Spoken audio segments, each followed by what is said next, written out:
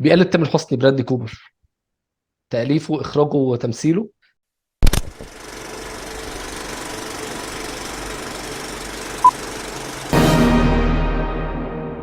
قصة فيلم مايسترو بتتكلم عن ليونارد بيرنستاين الموسيقار الكبير العظيم اللي بيأدي دوره برادلي كوبر، وبنتكلم في الفيلم عن علاقته الزوجية بينه وبين زوجته فليسيا. وجوه الفيلم بنشوف مشاكله النفسية ومشاكله الزوجية وحياته اللي كانت مليئة بالمغامرات إلى حد ما، مم.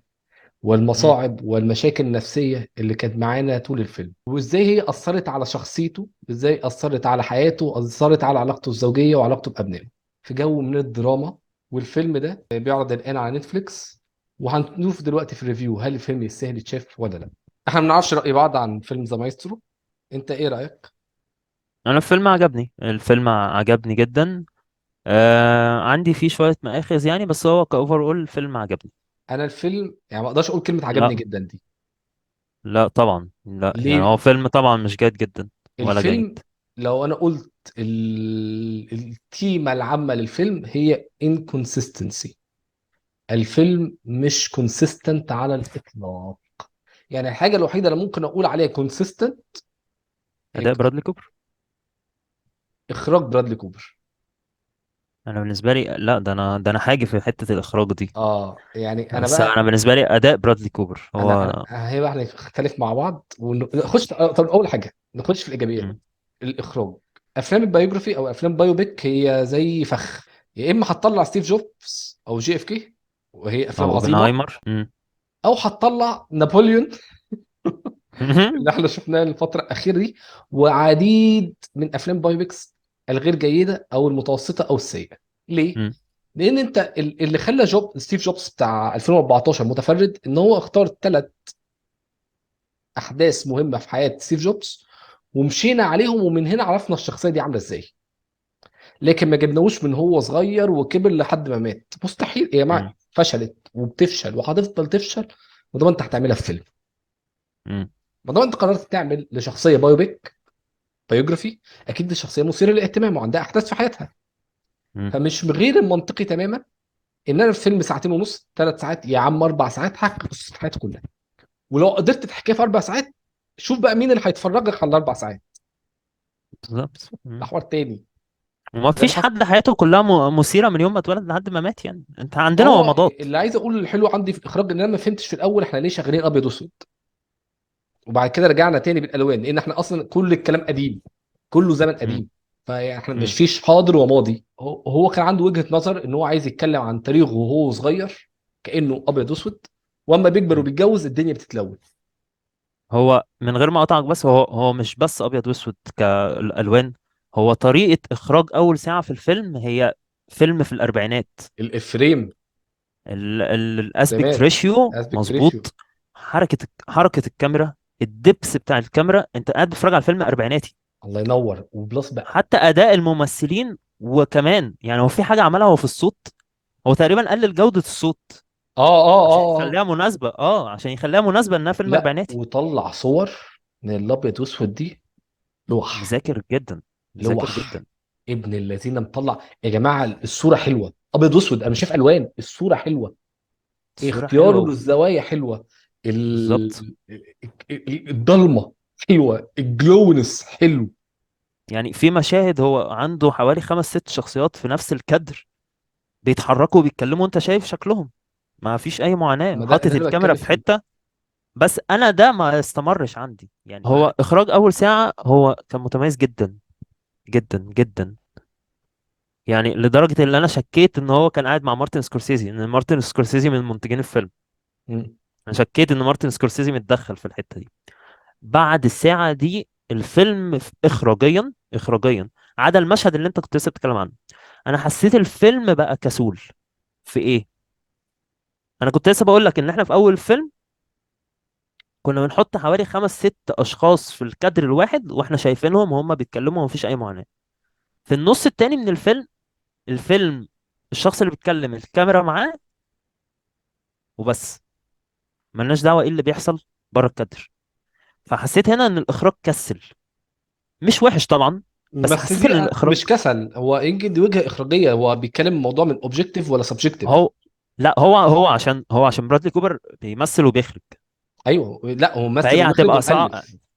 ومؤلف. فهي هتبقى صعب عليه برضو اللي هو يديرها. انا مش بقول ان ده عيب، بس انا بقول اللي هو احنا كنا بادئين ببار عالي وبعد كده دي نزلنا حاجة شويه. تانية، بس انا مش حاسس ان هي كسول، لا هو ده قرار.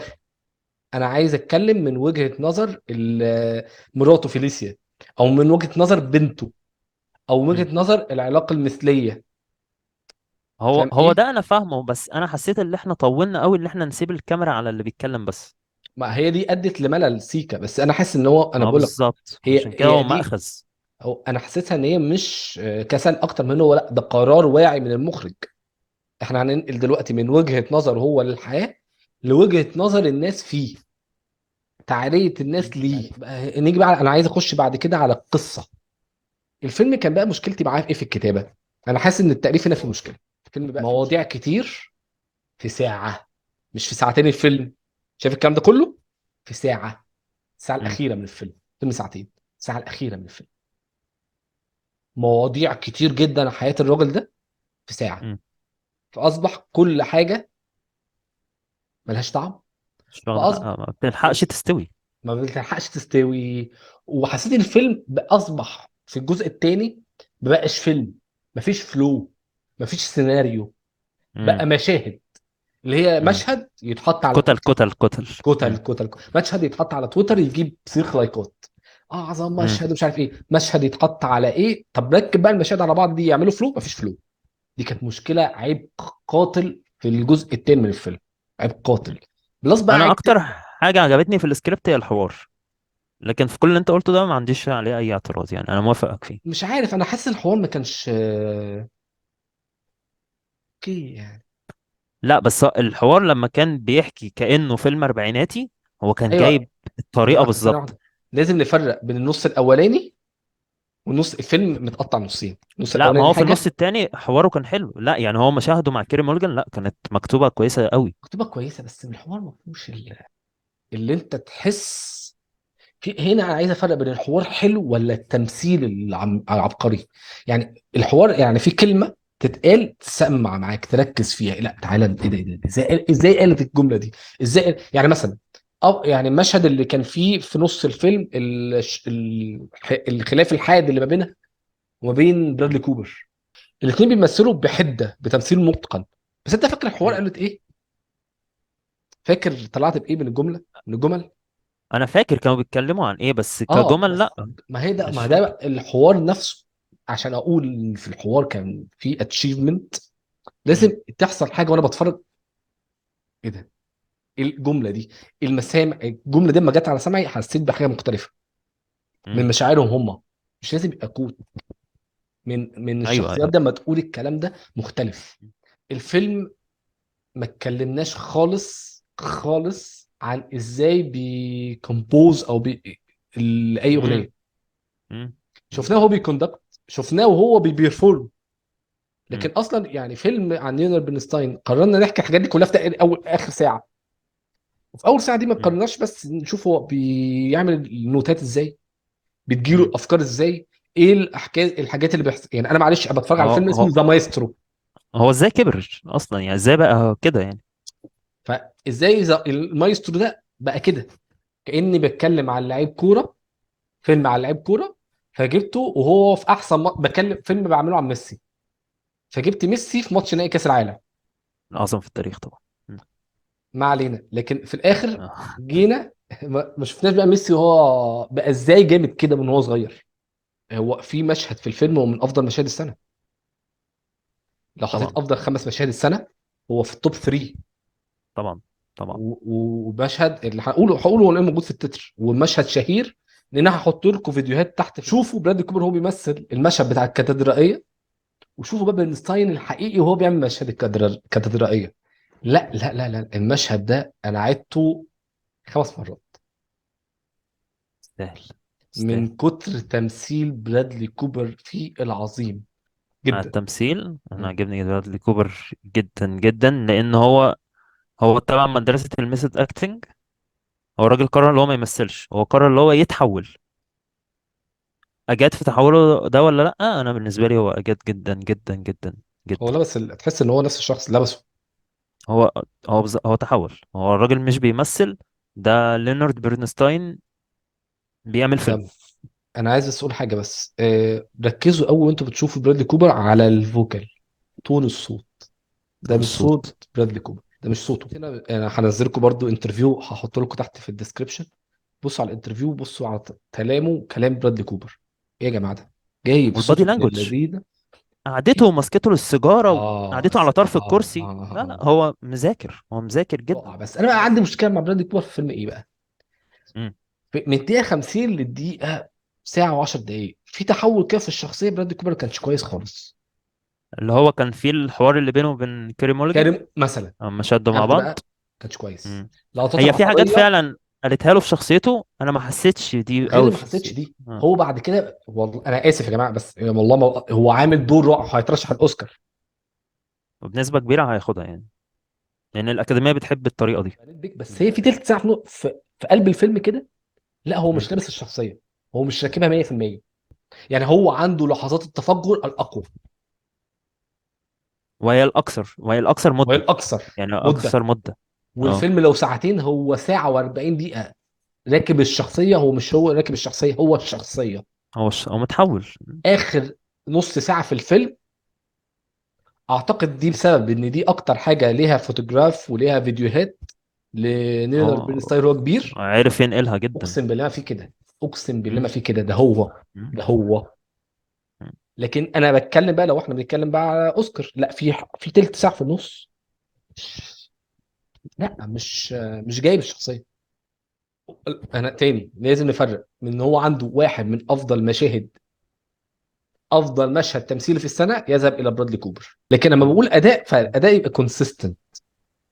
فان في عدم كونسيستنسي في حاجات كتير في الاخراج او في التاليف او في، فادت يمكن الحته دي حسيتها في التمثيل. ما اعرفش بس دي حسيتها.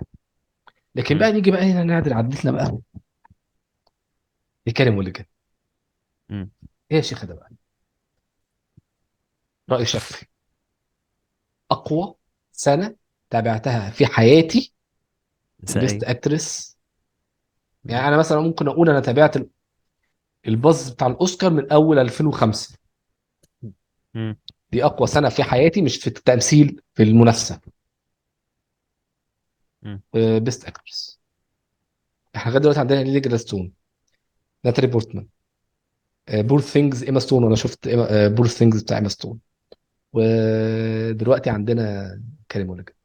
يعني ولسه هتشوف اناتومي اوف فول. انا عايز افهم بقى ايه الاداء ده، ايه الاداء ده، ايه الحلاوه دي، ايه الجمال ده. فلولس، ما عنديش كومنت. رهيبة. انا ما عنديش اي كومنت عليها، مم. رهيبة الصراحة. ما عنديش اي رهيبة. كومنت عليها. من رهيبة. اول دقيقه لغايه اخر دقيقه مش طبيعيه، مش طبيعيه، ادائها مش طبيعي، رهيبه. نتكلم مم. بس على الميك اب. الميك اب عندي بس فيه مشكله برضو، مش ندبك برضو الحته التلت ساعه اللي مش عاجباني في الفيلم. مم. برادلي كوبر بان عليه السن، هي ما بانش عليها السن. دي كانت مع ان عندي المكياج مشكله المكياج ليها في فترة من الفترات يعني كان في رائع اخر جدا. الفيلم كان 10 على 10. بس احنا جدا. في نص مم. الفيلم لان برادلي كوبر بيكبر وهي ما كبرتش. برضه عندي مشكله فيها الصوره. عظيمه، الصوره رائعه. لوح بالالوان، لوح من غير الالوان.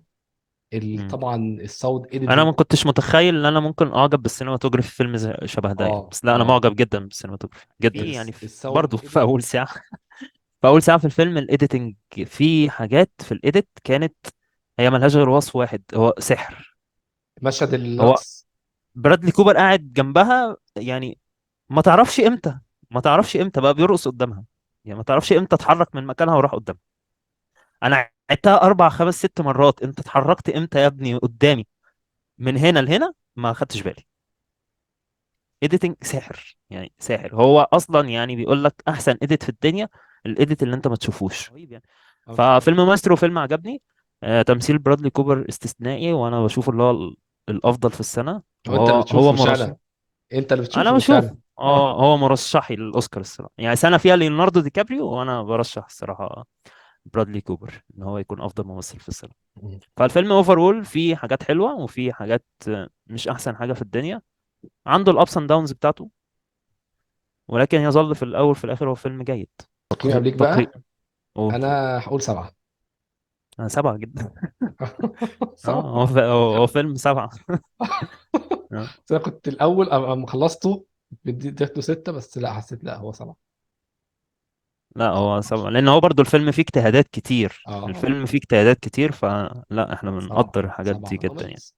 ومناقشة آه الحلقة يا جماعة، قولوا لنا في الكومنتات ايه افضل اداء لشخصية حقيقية انتوا اتفرجتوا عليه. اه نشوفكم يا شباب الحلقه الجايه، وباي باي، واستنونا بقى ان شاء الله الحلقه الجايه يوم 30 ديسمبر. ان كل سنه وانتم شاء الله. طيبين. افضل افلام 2023. بإذن الله. يلا يلا باي باي يا باي. شباب.